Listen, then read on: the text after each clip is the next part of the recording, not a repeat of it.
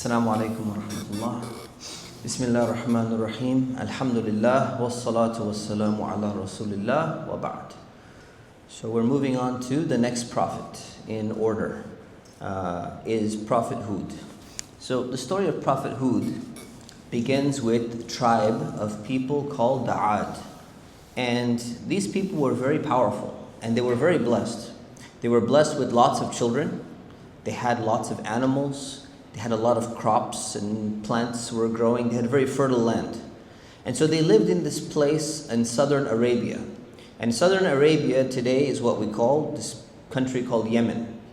And the area in which they lived, even though you would think that Arabia is a desert, actually it was a place that was full of gardens, springs, lots of water. And so they were very advanced in their technology and they had a very prosperous civilization. But despite all the blessings that they've been given, they didn't really thank Allah very much. They fell into the same trap of worshipping idols that the people of Prophet Nuh fell into. So information used to be spread around those areas. So they probably heard about the people of Nuh in the past, but they didn't really learn the lesson from their destruction. So the people of Ad, they were very powerful. And what they would do is they would go around the surrounding areas in southern Arabia where they were, and they would conquer those towns with their weapons because they were very powerful. They had very advanced weaponry. And they had very clever tactics too. So they were very intelligent when it came to warfare. So everyone was afraid of them. They would go around and they'd be dominating all the other towns. So it was, they're worshipping idols like the people of Prophet Nuh, and then they're also going and they're oppressing others.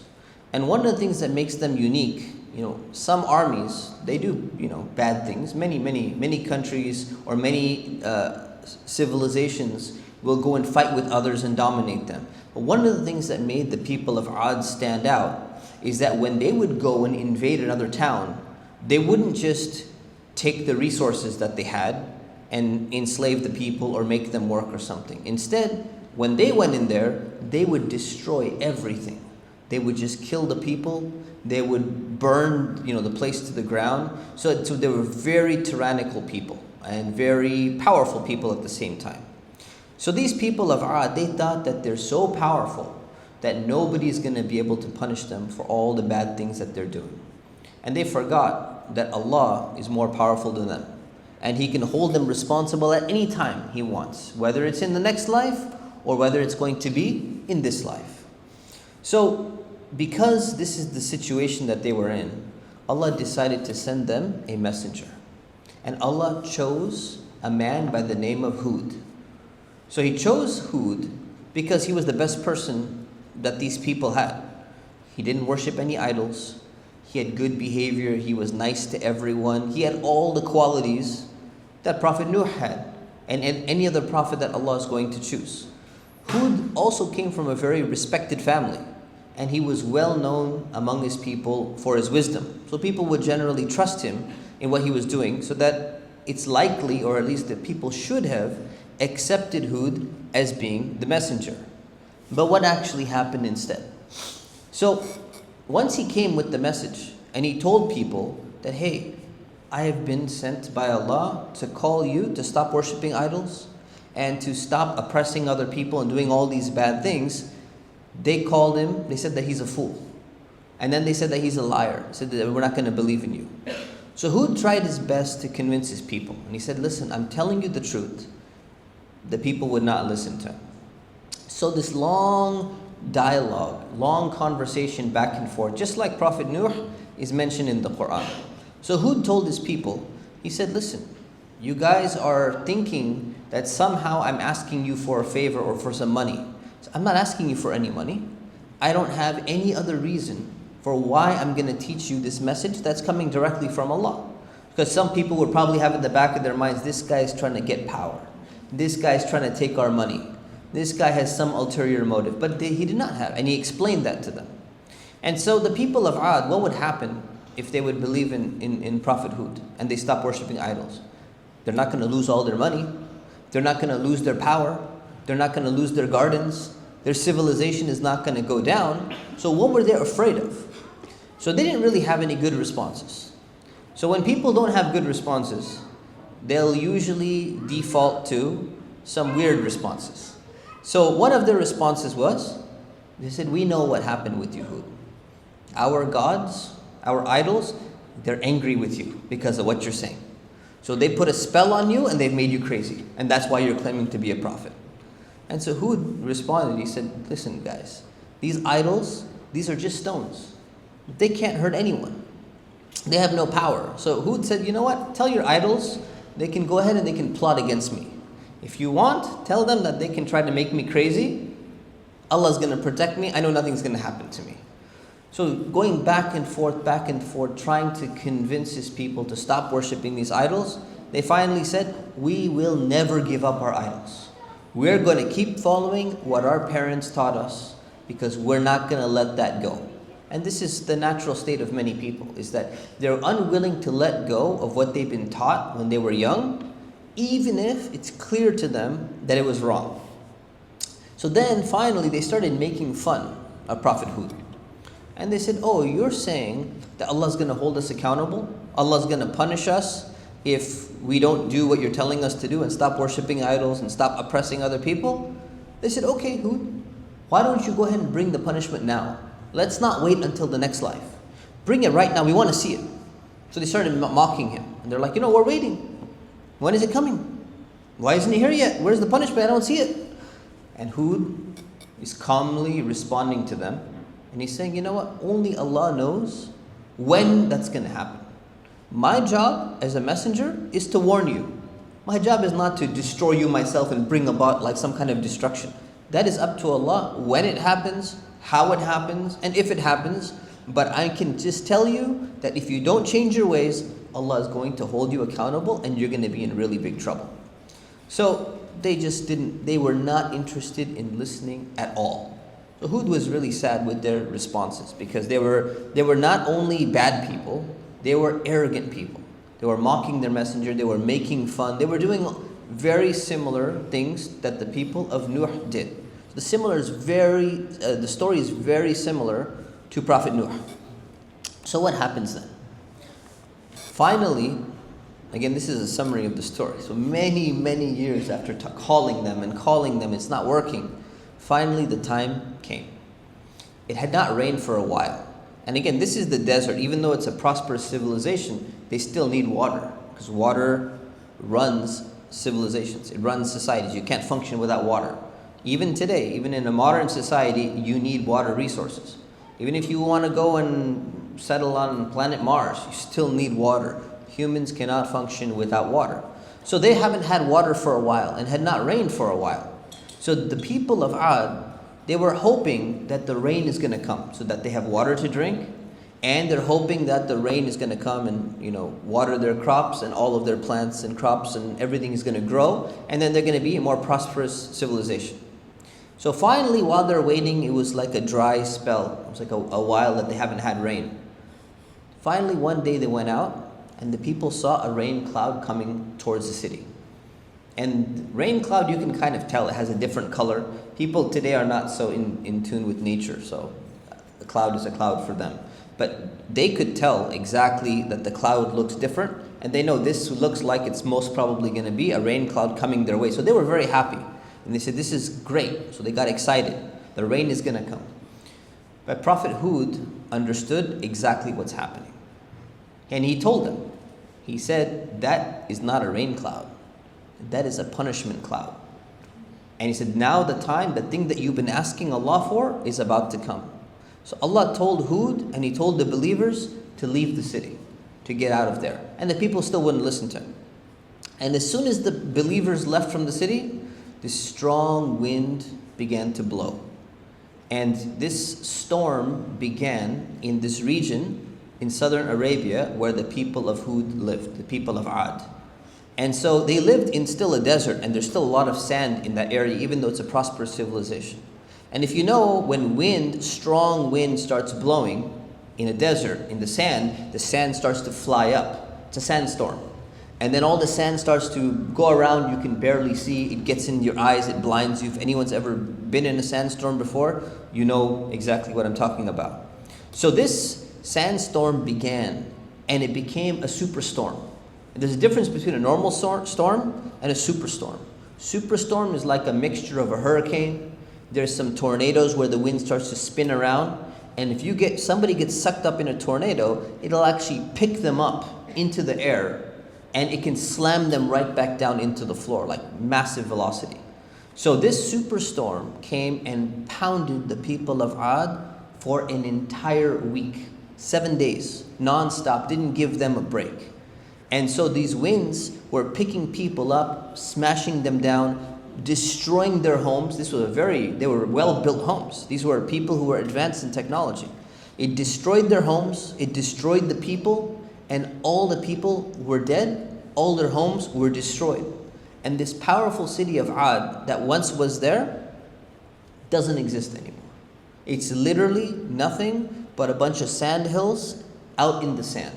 If you look at other civilizations, Romans and Persians and, even some parts of Babylonia and all of that, you still see ancient ruins of the civilization. The ruins of the people of Ad are nothing. They're virtually nothing. These people were completely wiped out with almost not a structure left after they were destroyed. And this was all because of the evil things that they were doing, and they rejected their prophet. And so ends the story of Prophet Ad. Let's do some questions. Who are the people of Ad? You can tell me. I know lots of people came late, so they may have missed part of this. Out of the 4 people who came on time, who are the people of Ad?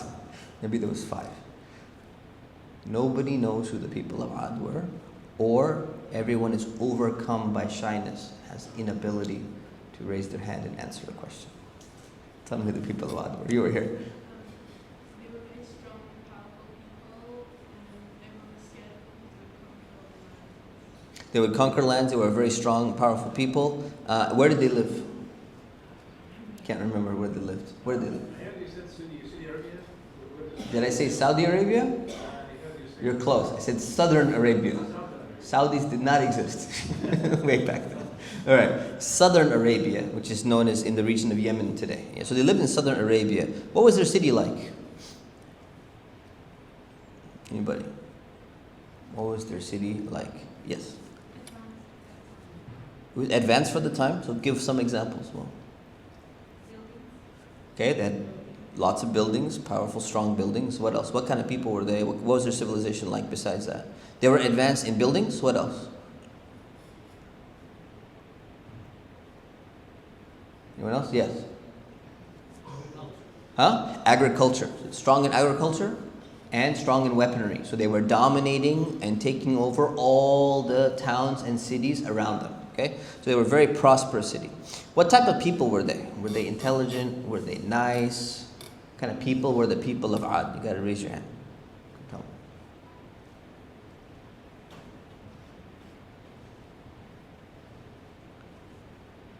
Yeah. They were what? They were what? They were very oppressive, okay. Were they intelligent? Okay. In what sense? Right. So they're intelligent when it comes to warfare. They're intelligent when it comes to building. Were they intelligent when it comes to religion? No. So in some ways they're intelligent. In some ways they're very foolish. So they have that, right? And they were not nice people at all. What religion did they follow? This easy one. Somebody. Take the easy one. I was going to take the easy one. I'm going to wait 5 seconds and I'm just going to tell you the answer, okay, because we can move on. They worship idols. So they were idol worshippers. That's what they did. What was the name of the prophet sent to the people of Ad? Please. Please. Somebody raise your hand. Raise your yes. Prophet Hud. Alhamdulillah. Very good. And what was he like? Yeah. He was a wise man. He was trusted. Very good. And he was a pious man as well. Very good. Okay. What did Hud tell his people? In a nutshell, in a summary, what did he tell his people? Yes.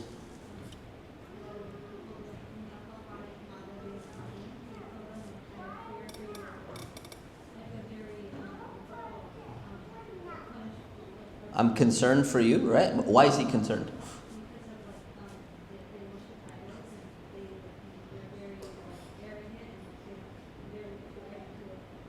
Good. So they worshipped idols, they were arrogant, and they were oppressing others. So he said, you need to stop this. And I'm worried about you guys. If you don't stop, you're going to be in trouble. What bad things did the people say to Hud, and how did he respond back to them?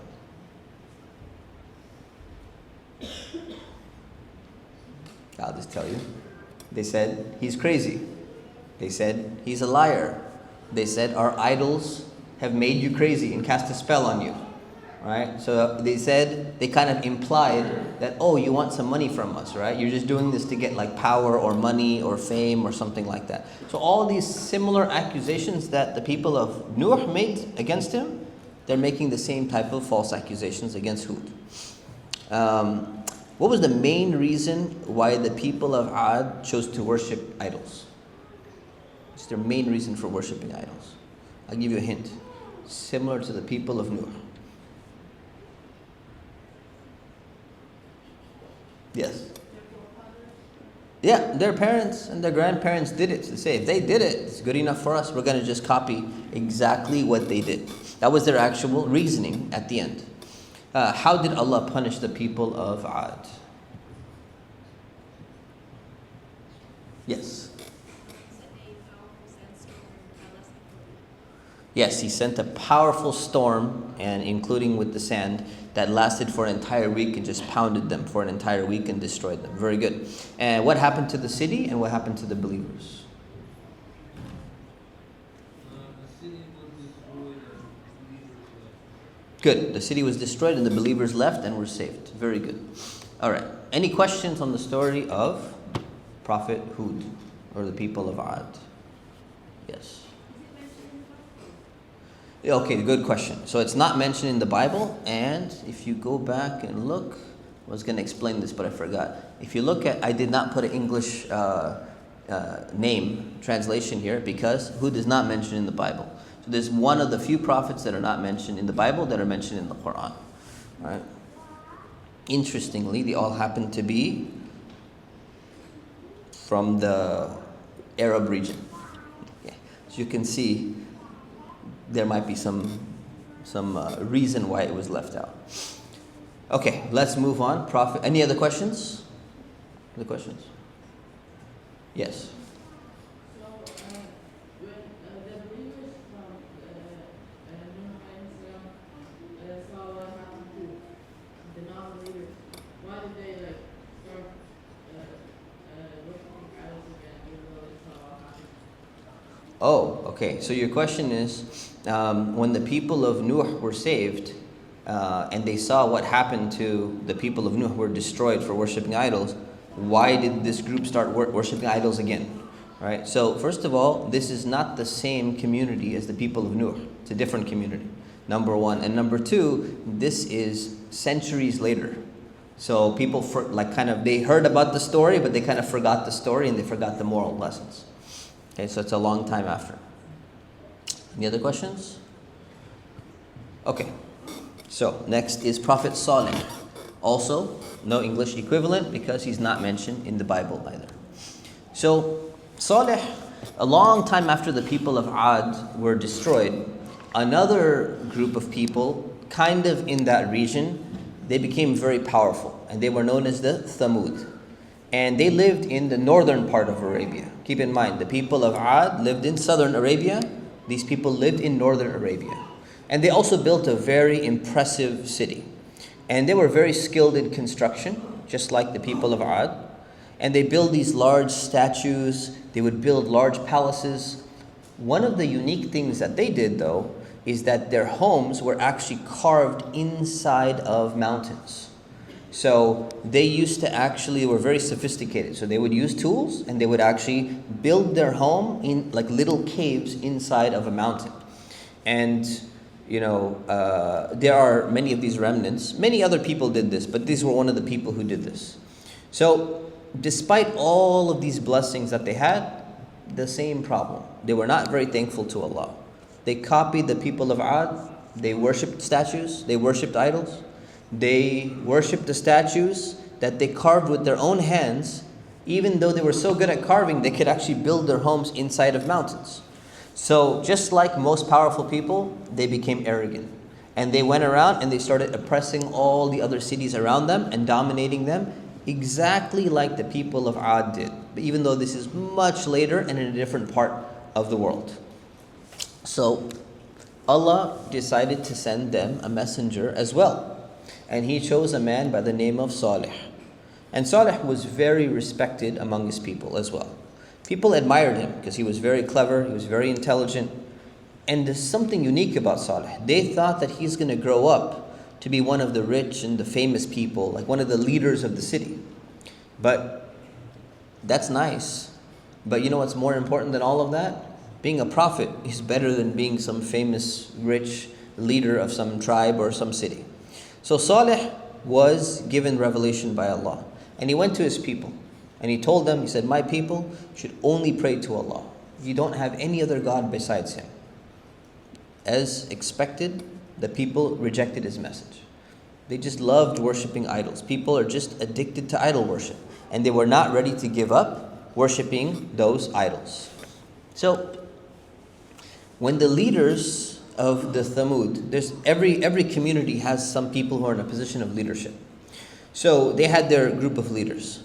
When they saw that some people were softening up and they were about to maybe start following Salih, they went to those people and they said, you know what, guys, don't listen to Salih. Don't listen to this guy. He's just a man like you. There's nothing special about this guy. He's telling you that when you die, you're going to come back to life again? That's ridiculous. This guy's lying. Don't believe in any of these stories. You have to be very careful about this. And then they started making fun of Salih. They'd go to him, so first they would go and they would tell other people when he's not there, all this bad stuff about him and make fun of him, make fun of the message. Then they went to Salih and they started making fun of him. And they said, you know what? You were such a smart and respectable young man. We really thought that you would become someone who's important.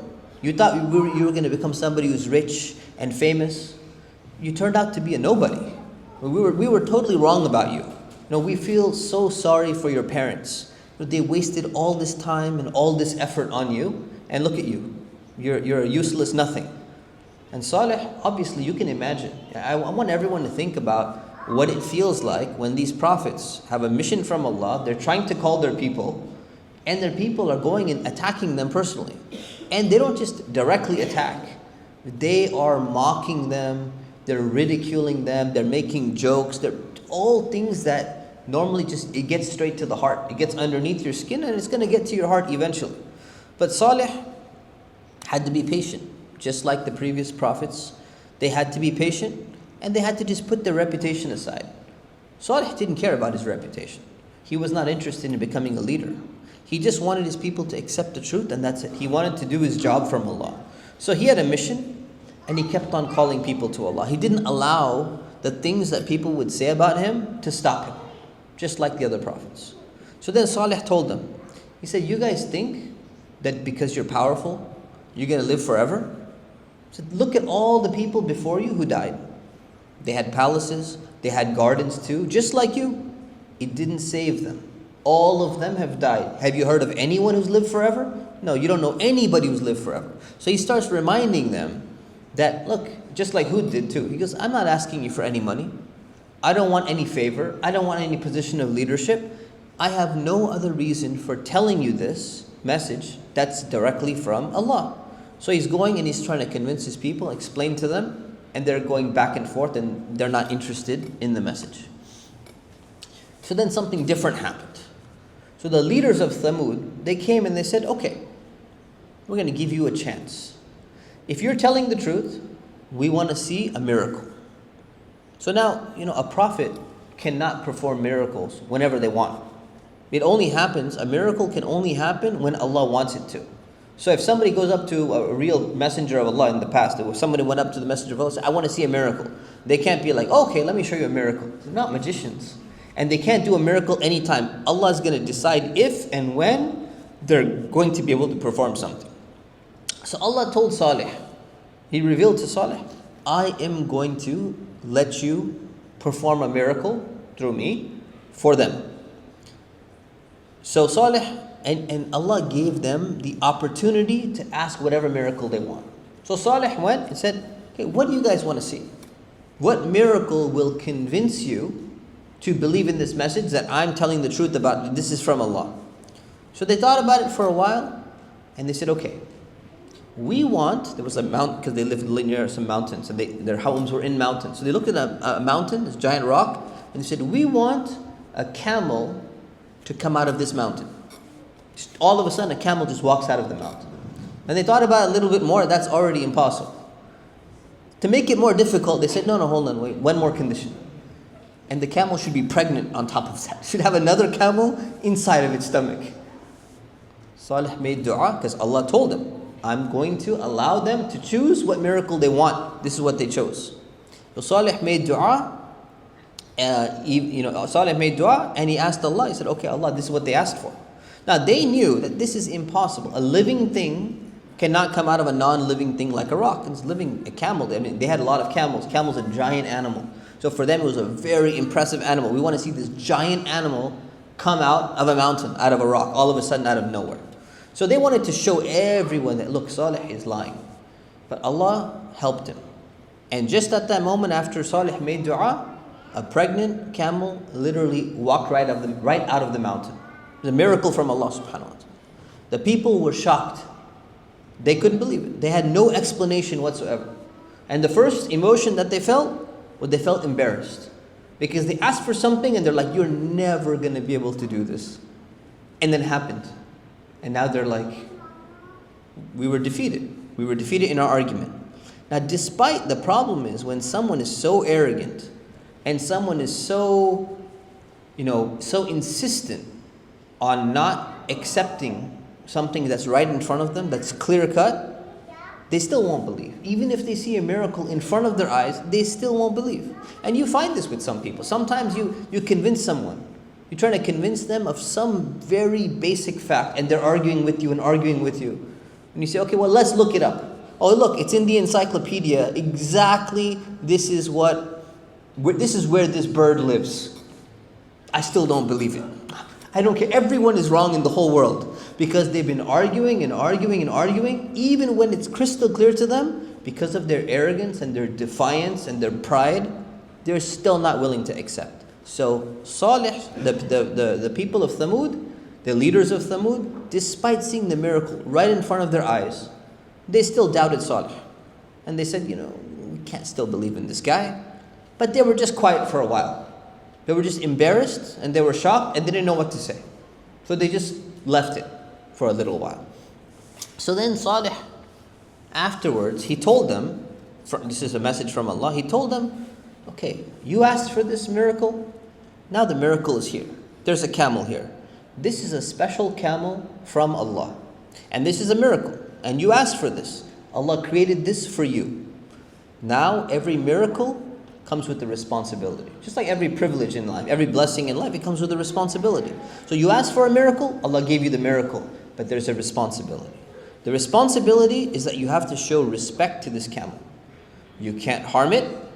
You can't slaughter and eat its meat. You can't be using it for work or something like that. No, you cannot harm this camel at all. If you do, if you touch this camel, you're going to be destroyed. All of you are going to be destroyed. So this was the condition. So now they have this pregnant giant camel walking around, and it's like literally a miracle that they witnessed, and now it's walking around in front of them to remind them every hour of every day that this is what they asked for. So they have to literally witness this miracle more than just once. So it's walking around, and Salih said, this is a pretty big sized camel. He says, what's going to happen is, there's a well that all their animals would drink from. So he said, this camel is going to get one day to drink from this water, and your animals are going to get another day to drink from the water, which is enough for them. They'll be able to gather the water. This camel is going to have a special status. It's going to be the only one that gets to drink from the well on that particular day, and every other day it's going to be switched. Your animals get to drink every other day. So this schedule worked for a little while, and eventually the people started getting frustrated. They started losing their patience. They started telling themselves, why can't our animals drink every single day? Right? This camel is really annoying. We're sick and tired of this camel. She's getting upset at the camel that came that they asked for. So they got mad at the camel. Every time they would look at it, they would get mad, they get frustrated, and they're looking at it with anger. And they had a hatred for the camel. It's just an animal. Miracle from Allah. But their true hatred is in the message that Allah is sending to them. So finally they came together and they held a meeting. And they said, who is going to help us get rid of this camel? We need to, some people need to step up and be brave. We're going to get rid of this camel. So one guy, he was exceptionally evil guy. He has no shame whatsoever. He stood up immediately. He goes, I'm going to take care of it. And then a second guy got motivated. And he stood up as well. And he goes, me too. I'm part of the plan. 2 of us will go. So what did they do? They disguised themselves and they went to the camel with their weapons. And one of them sliced its legs from the bottom, because camels are very tall, right? And if you have to kill a camel, you have to get to you have to get to its neck or its head or something. You can't just like cut off a leg. So one of them sliced its leg so that it fell down on the floor. And the second one came, finished it off, cut off its neck. And the camel that Allah had sent to these people as a miracle was now dead. So they killed the miracle that they had asked for. When Salih found out what happened, he was very upset. And Allah told Salih what's going to happen next. So he went to his people and he said, you people killed the camel of Allah that He sent you. Enjoy your life for 3 more days and then watch what happens to you. The promise of Allah is true. I guarantee you this is going to happen. So his people, now imagine, Allah is giving them like 3 more days to think about their behavior and think about, now are you going to believe or not? These people still did not believe. They were given 3 days and they still wouldn't even accept those 3 days. So they became even more mad at Salih. And they said, this guy comes here and he's going to threaten us. He's going to tell us something is happening. Let's get rid of him too. So now the camel's already dead. Now they said, we're going to kill Salih. So they got together and they gathered 9 people. And these 9 are the worst people. And they said, we're going to not only kill Salih, we're going to wipe out his entire family.